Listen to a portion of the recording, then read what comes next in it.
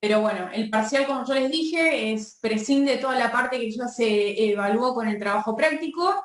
Creo que hay alguna pregunta respecto del tema de graves violaciones a los derechos humanos y la obligación del Estado argentino de investigar.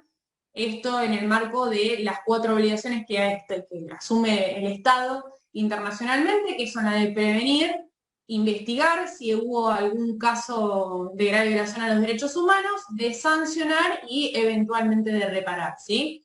En este sentido, ustedes no sé si tienen el desarrollo de toda la doctrina que se fue haciendo al respecto, que dice que para este tipo de casos de graves violaciones, como son supuestos de tortura, entre otros, las disposiciones de derecho interno que impiden que se investigue son inadmisibles, ¿sí? El Estado está obligado a investigar este tipo de situaciones independientemente del plazo en las que ellas se cometieron. Eso por un lado. Lo que no impide al Estado, y no existe jurisprudencia al respecto, es que si no se constató la existencia de una grave violación a los derechos humanos, se condena igual. Esto que parece una obviedad no es tan obvio porque pareciera ser que con el caballito de batalla de graves violaciones a los derechos humanos buscamos condenas por todos lados. Eso por un lado, eso creo que es una pregunta del parcial. Después, por otro lado, todo está vinculado al tema de los tipos penales de torturas previstos en nuestro ordenamiento, que, como habrán advertido, es una de las legislaciones más amplias que hay, porque no solamente abarca la comisión del delito de tortura, sino que hay omisiones típicas específicamente previstas y vinculadas al delito de tortura, ¿sí? Y son omisiones que tienen pena bastante alta. Una de ellas es la omisión de evitar la comisión del delito de tortura, que esto implica que el personal o la persona que tenga la capacidad y la función para hacerlo cesar o para prevenir que se cometa intervenga, implica una obligación de actuar, de intervenir, o sea, de evitar que ese hecho de tortura se realice o de hacerlo cesar, justamente para la persona que tenga la posibilidad material y jurídica de intervenir. Y después está la omisión de denuncia. Esto es, más allá de la obligación genérica que tenemos todos como funcionarios públicos de realizar la denuncia de cualquier hecho ilícito del que tomamos conocimiento, es una obligación específicamente y especificada respecto al delito de tortura, que prevé una pena de prisión para quien dentro de las 24 horas pueda omita realizar la denuncia de este tipo, ¿sí? Estos dos tipos penales que acabo de decir suelen confundirse, pero son sumamente diferentes. Uno, porque en la omisión de evitar o prevenir la comisión del delito de tortura, nace una obligación de intervenir, de actuar. El personal, quien tiene la competencia y la capacidad para hacerlo, tiene que intervenir y actuar y evitar que ese hecho de tortura, si es previo, se realice o si se está realizando, continúe, ¿sí? Hay una obligación específica de intervenir. Por supuesto que, lógicamente, requiere el conocimiento de que un hecho de tortura se está cometiendo. Y el otro, básicamente, es vinculado a la persona que o bien no tiene la capacidad física o jurídica para intervenir y evitar que se cometa ese hecho o interrumpirlo, pero toma conocimiento, tiene la obligación de ir y realizar la denuncia. ¿Sí? El Código Penal establece 24 horas y también, si ustedes prestan atención, hay un tipo penal vinculado no solamente respecto del funcionario público, sino también respecto del juez y del profesional de la salud, de los médicos, que en este caso es por demás gravoso porque además de la pena de prisión e inhabilitación, se suma la inhabilitación especial para el ejercicio de la medicina. Esto más allá, por supuesto, del tipo penal del delito de tortura, el tipo básico, que es la persona que causare a otro un sufrimiento o un padecimiento grave. Por supuesto que la gravedad es definitoria del delito de tortura, a diferencia de otros tipos penales que son parecidos, pero la entidad de las lesiones, tanto físicas como psíquicas, es el rasgo distintivo. No requiere ningún fin la comisión del delito de tortura, sino que ustedes lo van a ver, sobre todo en lo que es las descripciones que hay a nivel internacional, que hacen referencia a que con el fin de obtener de alguna confesión, de que haga o no realice nada, algún acto, no es necesario, no forma parte del tipo, no interesa. O sea, básicamente lo que se condena es la comisión de un acto de tortura. Y si ustedes pasan revista a todos los instrumentos internacionales, la prohibición es categórica, figura dentro de los primeros artículos de estos instrumentos, y yo no conozco un solo instrumento de que no tenga tan enfáticamente esta prohibición. Es más, o sea, incluso hacen especial referencia que ni siquiera se admite en supuestos de guerra o en supuestos que no haya democracia, bajo la orden superior, nada por el estilo. No hay justificación y la tortura no se admite bajo ningún supuesto. Sí, lógicamente, por descarte, sacan y especifican que, y esto no lo digo porque es una obviedad, que obviamente que las sanciones legalmente establecidas no son un supuesto de tortura en la medida que esas sanciones se apliquen de manera reglamentaria. Ustedes frénenme, levanten la mano o escriban en el chat porque capaz que me voy por las ramas, ¿sí? En la clase anterior, que si ustedes tienen oportunidad de verla, yo justamente di un ejemplo también para clarificar esto de que por tortura no solamente se entienden los castigos físicos, sino también el padecimiento psicológico que se le hace pasar a la víctima. Y manifesté de que tenemos una causa en trámite, perdón, nunca me presenté. Yo soy trabajo en Auditoría General, soy la jefa de defensa de sección del personal, auditor principal Mariana González, así que para los que me conocen, buenísimo, los que no, cualquier duda que tengan al respecto en torno a las defensas y demás me la pueden hacer saber, ¿sí? Y también trato de las clases mechar lo que conozco en virtud de la función con los temas que estamos dando en clase. Por eso les decía de que nosotros tenemos un supuesto, una causa penal en trámite desde el año 2000, en la que se investiga si la aplicación sistemática de sanciones a un interno, el interno es Benítez, capaz que la causa la conocen o la han escuchado, es un supuesto de tortura, ¿sí? En esta causa el interno se suicidó, no hay ninguna duda respecto de las circunstancias en las que perdió la vida, pero se investiga todo el lapso anterior en la que se cree por parte de los acusadores que se le fueron imponiendo sistemáticamente sanciones al interno e injustificadas, esto es lo que sostienen quienes acusan, y que por tanto ese sufrimiento insostenible hizo que la persona cometiera un suicidio. Esto como para dar un ejemplo de lo que se ve. Ejemplos más claros de supuestos de tortura psicológicos en los que se causa nada más un sufrimiento psíquico, puede ser un simulacro de fusilamiento, la privación del sueño, que es una práctica de tortura reconocida también internacionalmente, pero bueno, para que sepan, no es solamente el padecimiento físico, sino también el psíquico que el autor le hace padecer a la víctima, ¿sí? Otro rasgo distintivo de este tipo penal es que siempre entre la víctima y el autor hay una relación de hecho, una relación de poder de hecho.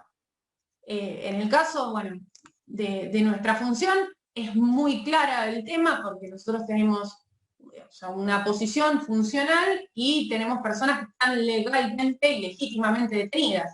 Pero para la configuración del tipo penal poco importa la legitimidad o no de la detención, sino que basta, y eso lo dice el artículo 144 de TER, una relación de hecho entre una y otra persona, ¿sí? Por otro lado, también vamos a ver que la normativa penal nuestra establece también un supuesto de tortura por parte de particulares. O sea, no sé si ustedes han leído alguna vez el 144 TER, que dice que igual pena se le impondrá al particular que ejecuten los hechos descritos en el artículo anterior. Toda la jurisprudencia y la doctrina es unánime en el sentido de decir de que el particular per se no puede cometer este tipo de delitos, sino que por supuesto necesita la connivencia, la aquiescencia o la participación de alguna u otra manera del funcionario público. Este inciso, entienden se han expedido y han investigado el tema, tiene que ver sobre todo por el tema de las responsabilidades que hubieron con posterioridad, o sea, durante la dictadura cívico-militar del 76 al 83. O sea, si ustedes advierten, esto yo no se los comenté, pero bueno, todos estos tipos penales se incluyeron en el código en el año 1984, con lo cual, o sea, es determinante la vuelta a la democracia para el establecimiento de los tipos penales que nosotros tenemos.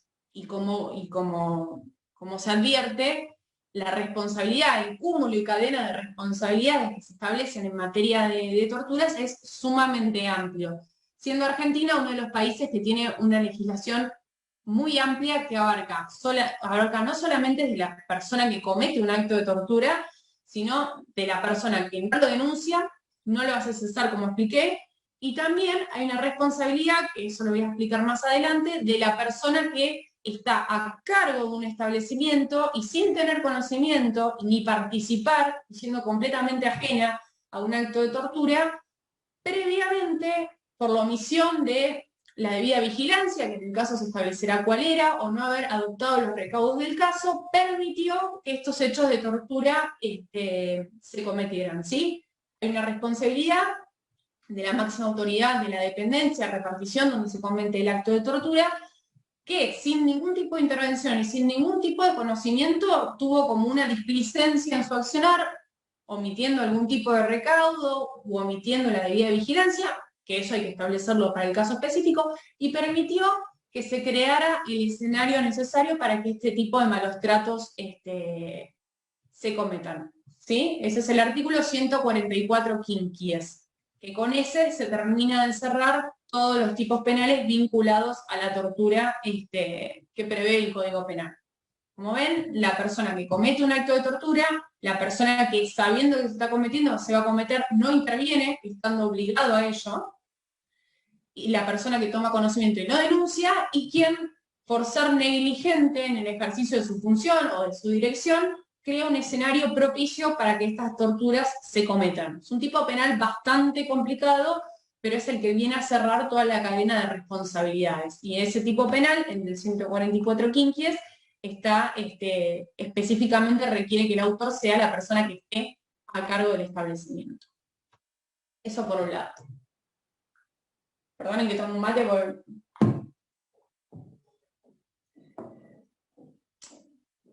Después, nosotros tenemos otro tipo de figuras que se asemejan a la tortura, pero que no tienen esa gravedad ni gozan tampoco de esa protección jurídica, que vendrían a ser lo que internacionalmente se conocen como otros tratos y penas crueles, inhumanos o degradantes. Siguen siendo hechos, ¿hay algún antecedente de ello? Perdón, ¿de qué? ¿Del 144 quinquis? ¿De la facilitación negligente? No hay ningún antecedente porque como se requiere la constatación de un hecho de tortura para analizar el escenario en el que se cometieron los hechos, no hay muchos antecedentes al respecto. Creo que hay un antecedente en una causa que estuvo involucrado Videla, pero en el ámbito penitenciario nosotros no tenemos. ¿Por qué? Porque o sea, se necesita sí o sí que se haya jurídicamente probado la existencia del hecho histórico de tortura. O sea, tiene que haber una sentencia condenatoria firme que diga que hubo un hecho de tortura, independientemente de si hay autor o no hay autor. O sea, tiene que constatarse judicialmente la comisión de un hecho de tortura. Sí ha habido imputaciones, o sea, tipificadas provisoriamente por esos hechos, sobre todo en la jurisdicción de Neuquén, que en una época tenían bastante afición por este tipo penal, pero ninguna prosiguió de esa manera porque justamente lo que requiere es un antecedente condenatorio o un antecedente judicial donde diga que existió el hecho de tortura para evaluar las posibilidades ex ante, o sea, para evaluar si la persona que estaba a cargo del establecimiento favoreció de alguna manera que esos hechos se cometieran, es necesario sí o sí que se cometa, o sea, que haya probado un hecho de tortura. pero es un tipo penal bastante complicado. No, antecedentes por suerte de ese no tenemos por ahora, pero sería en cualquier momento seguramente haya alguno, pero por el momento tampoco hay ninguna causa penal en trámite. Sí, tenemos condenas lamentablemente por hechos de tortura y tenemos condenas también incluso bastantes por la omisión de evitar la comisión del delito de tortura, en el caso del personal superior, y por omisión de denuncia. Yo no se los puse en su momento, porque bueno, entiendo que es una sentencia que está todavía en periodo de revisión, pero en la causa Peloso y Turri, los que lo conocen, ha habido hay ya no me acuerdo si 13 condenas, 8 condenas a prisión perpetua, porque en este caso entendieron que la tortura, o sea, entre la tortura y la muerte había una relación de conexidad, por tanto condenaron por... En la causa Talleres, ahí fue distinto, porque ahí lo que es un caso de apremios ilegales y hay un caso de encubrimiento también ahí respecto del personal que estaba en el sector de cámaras. Pero particularmente sobre las personas que están a cargo de la repartición, sobre el 144 quinquies, no.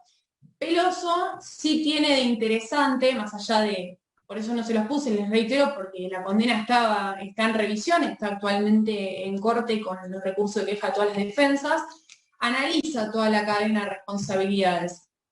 Entonces, ahí van a poder advertir que, bueno, por supuesto, al personal de requisa se lo condenó por tortura seguida de muerte y al personal superior por la omisión de evitar la comisión del delito de tortura. Y a los médicos por la omisión de denuncia, porque entienden que tomaron conocimiento de estos hechos y no lo hicieron. Pero por el momento del 144 quinquies no hay. Si quieren después, si les interesa, yo les subo el fallo de Peloso. La verdad que no tiene mucho, no es un fallo que doctrinariamente haga escollos, pero bueno, me parece que es el más, el más fuerte que tenemos a nivel institucional, no solamente por las condenas que se dictaron al efecto, sino también por la reparación que estableció también el tribunal en su momento, que además pidió que, entre otras medidas, por supuesto, además de que se dé a conocer el fallo y todas esas circunstancias, que se rectifique la causal de muerte del interno y pongan tortura seguida de muerte en vez de la causal física por la que murió. O sea, pidieron que en vez de la causa de muerte cambie por una situación jurídica, en definitiva, tortura seguida de muerte es una calificación jurídica y no una causa de muerte. Pero bueno, hay bastantes antecedentes en los que se investiga la comisión de un hecho y por supuesto la responsabilidad del personal superior. ¿Alguna pregunta que quieran hacer?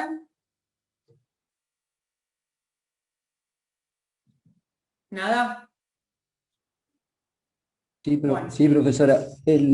Habíamos hablado de la omisión de- de evitar la comisión de la tortura, la omisión de denunciar, todo en el supuesto cuando teníamos conocimientos de que se estaba llevando a cabo o se estaba por llevar a cabo. Habla también en el artículo, creo, de que una vez que ya se haya consumado la tortura, Sí, por también. supuesto. Ah, Ahí perfecto. nace la obligación de denuncia, Perfecto. Bien. Sí, ¿sí? ese era. Pero la diferencia, o sea, lo que me interesa a mí también es a los fines del final que van a tener que rendir ustedes, es más que nada la diferencia entre estas dos figuras que por ahí, o sea, si las leen rápido, son parecidas, pero son sumamente diferentes. ¿Por qué? Independientemente de los requisitos que se especifican en relación al autor del hecho. Un hecho supone, los dos suponen conocimiento. Vamos por las similitudes.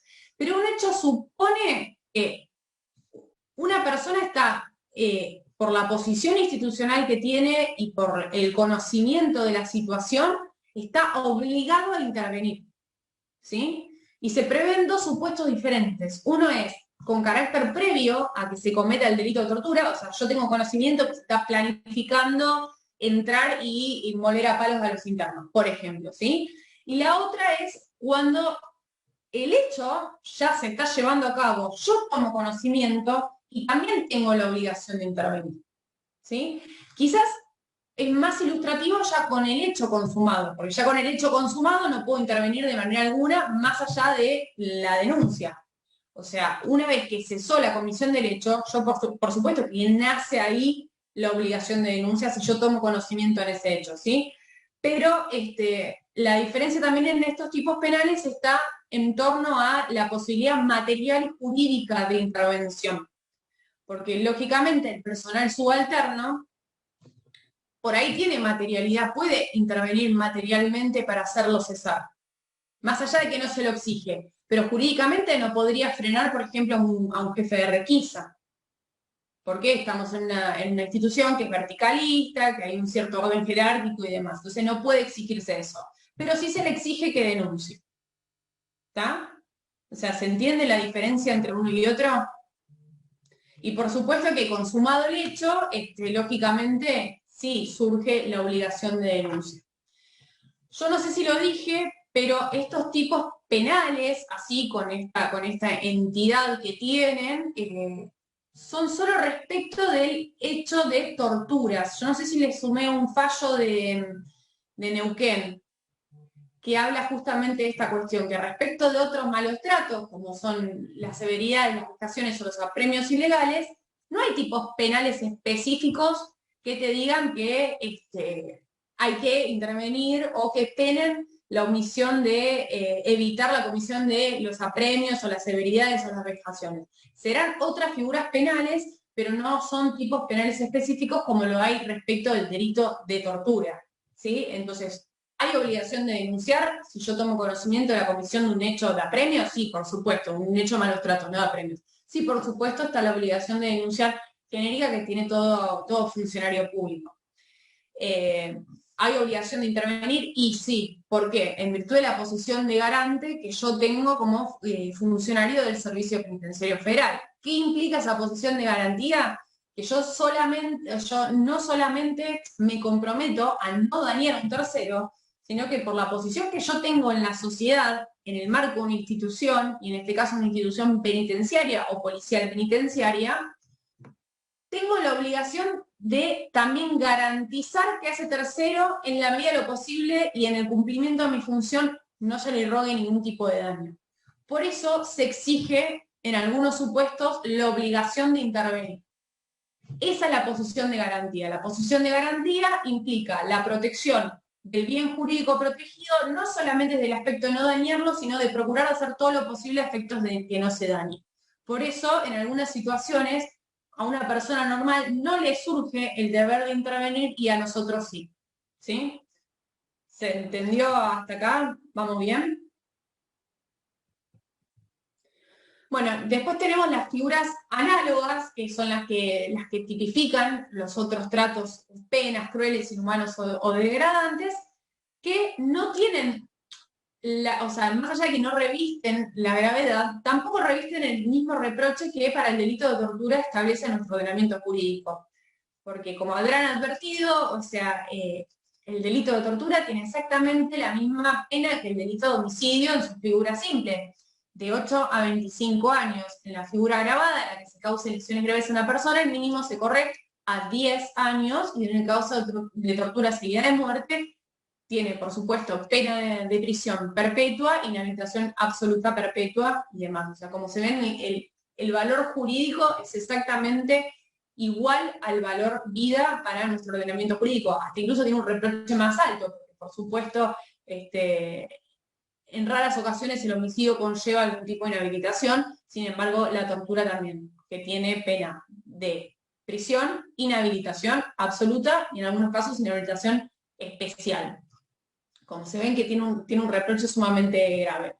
No obstante, los otros delitos vinculados a la libertad, en los que se protege no solamente el bien jurídico, vida, la libertad, sino también la dignidad humana, son los que están establecidos en el artículo 142, que son las vejaciones, severidades y apremios ilegales, ¿sí? Que la ordenativa no da un tratamiento diferenciado, sino que básicamente los trata de igual manera. Vejaciones, severidades y apremios ilegales. O sea, la pena es exactamente la misma, pero son tres figuras diferenciables. todo esto lo hablo yo en virtud de cómo se diferenció jurisprudencialmente, porque en definitiva, o sea, a igual tratamiento parecieran sinónimos, pero no lo son. En las severidades, que yo entiendo que voy a arrancar de menor a mayor, en las severidades, básicamente, el rasgo distintivo es que se aplica a la persona privada de su libertad, en este caso, un trato más severo que el que por ley corresponda, ¿sí? Por ejemplo, la extensión de una sanción más allá de lo reglamentariamente posible. No sé, se me ocurre también, como lo dije con las tutores principales, la aplicación de las esposas más ajustadas, ese tipo de situaciones, ¿sí? En las vejaciones ya hay un tinte humillante en el hecho, que es lo que diferencia las severidades. O sea, más allá de que, por supuesto, hay un acto antirreglamentario, hay un tinte de humillación. Yo recuerdo un caso de hace muchísimos años en la que se condenó al personal penitenciario por la manipulación de la comida previo a entregársela y se condenó a personal subalterno por esta situación en virtud de ese hecho. Y después, por otro lado, tenemos los apremios ilegales, que ahí es donde más se asemejan los apremios ilegales a los castigos físicos. Ahora, ¿cuál es la diferencia entre los apremios ilegales y la tortura? Por supuesto, la entidad del padecimiento que se le hace padecer a la víctima, ¿sí? El sufrimiento o padecimiento de la cual es objeto la víctima. Con lo cual, termina siendo una cuestión de hecho y prueba, ¿sí? ¿Alguna duda hasta acá? ¿No? Bueno, les decía que vinculado a esto, o sea, lo que tiene la tipificación de este tipo de delitos nada más está expresada en torno a la aplicación efectiva de vejaciones, severidades o apremios ilegales y no tienen esta cadena de responsabilidad que cita tiene el delito de tortura, como ya lo vimos antes, que va desde la persona que no denuncia hasta la persona que no interviene, pero de alguna manera generó el contexto para hacerlo, ¿sí? Y por supuesto, o sea, si ustedes advierten las penas, son sensiblemente inferiores las penas de este tipo de delitos que las del delito de tortura. ¿Alguna pregunta más respecto al material y demás? Pregunten así, terminamos la clase y van a ver el partido. Yo después quedan las otras dos clases grabadas donde hablamos del tema responsabilidad internacional del Estado y demás.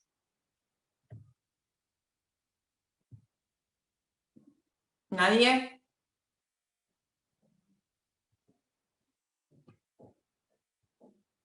Bueno, después otro tópico que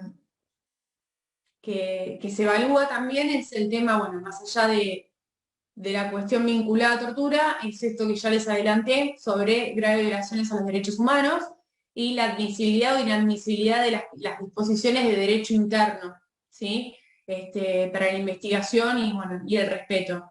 Yo no sé si sumé en esta materia textos al respecto, pero bueno, en un principio, la obligación de investigar con la debida diligencia en un plazo razonable todas aquellas alegaciones de graves violaciones a los derechos humanos, no surge una obligación específica contenida en la Convención Interamericana de Derechos Humanos, sino que es una derivación del derecho de respeto y garantía, ¿sí? Entonces, en virtud de esas cuestiones es que el Estado tiene la obligación de intervenir e investigar este tipo de situaciones. La doctrina de que no son admisibles las disposiciones de derecho interno arranca con una sentencia de la Corte Interamericana, que es la sentencia de Barrios Altos, con Perú, después que es una cuestión vinculada a Sendero Luminoso, después sigue con Velázquez Rodríguez, se termina de consolidar con el caso Bulacio, que todos conocemos de nuestro país.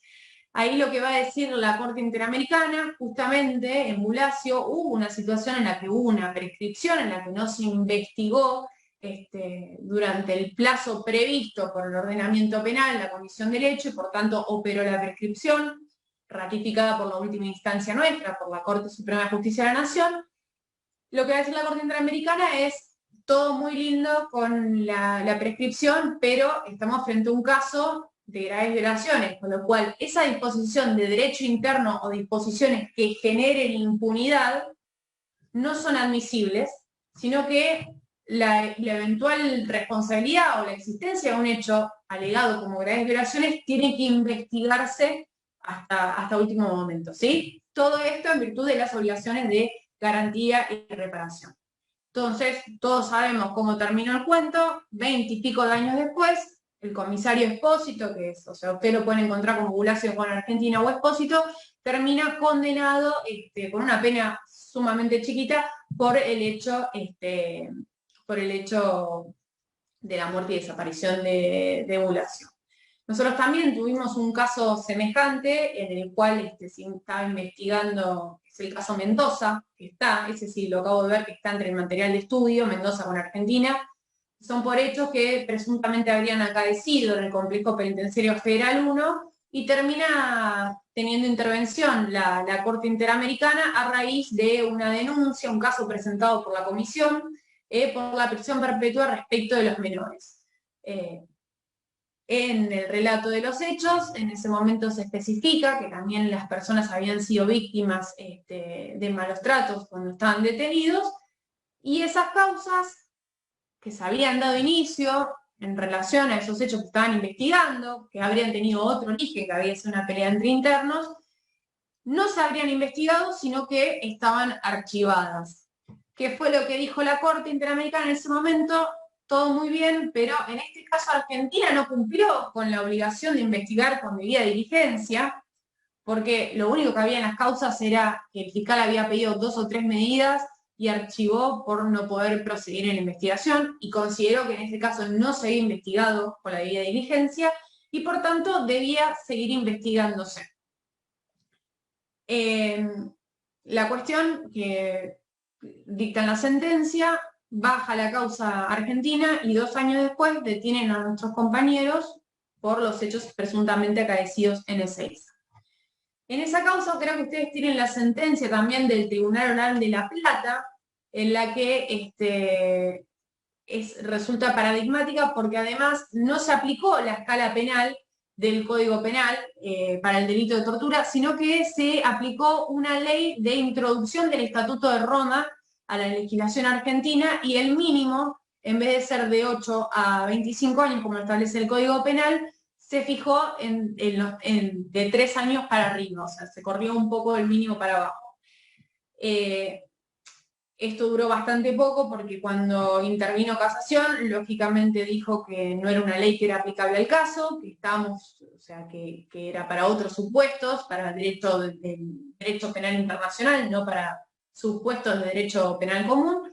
Pero bueno, yo se los puse porque es interesante la lectura que hacen al respecto y por qué se entiende que puede aplicarse también esa escala penal y no la de 8 a 25, ¿sí? Porque justamente atienden a esta situación de que cuando se incorporan los tipos penales a nuestro ordenamiento jurídico, lo hicieron en virtud de los hechos acaecidos durante la dictadura, pero no, por eso también, el disvalor moral que se manifiesta en las penas, pero no se hizo respecto de particulares u otros supuestos de tortura. Esa fue la interpretación que se hizo, además de que, por supuesto, había una interpretación en virtud de la prelación de las normas, porque se entendía que esa ley de aplicación del Estatuto de Roma tenía jerarquía superior a la del Código Penal porque está involucrada en derecho internacional.